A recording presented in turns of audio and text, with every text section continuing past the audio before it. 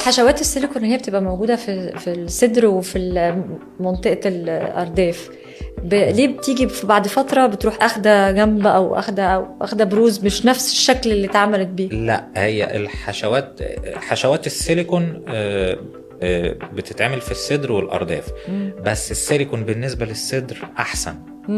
الأرداف بالنسبة لها دلوقتي يعني بناء على العمليات الكتيرة والمقارنة ما بين العمليتين، الأرداف حقن الدهون فيها حلو. هجيب دهون، كمية الدهون دي منين؟ ممكن بيبقى ناحية الجسم، لو البطن منطقة البطن والجناب فيها شوية دهون بقوم شافطها، مجرد شفط منطقة البطن والجناب بيظهر الأرداف، والدهون اللي خدتها دي أحقنها شوية فيظهر الكونتور بتاع الأرداف. لكن السيليكون أما بنحطه في الصدر، السيليكون ما بيتحركش من مكانه، هو الدكتور بيعمل له بوكيت او حته معينه جيب زي جيب بيتحط فيها ما بيتحركش. قد يكون في بعض الاوقات بعض الدكاتره بتقوم موسعه البوكيت ده، فممكن تلاقي السيليكون جه على الجنب شويه، لكن هو مش ده اللي المفروض يحصل.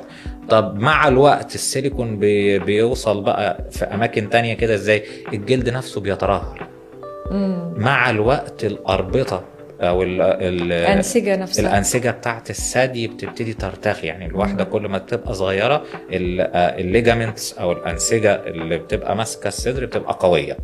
مع الوقت والجاذبية الأنسجة دي بتبتدي ترتخي وتنزل.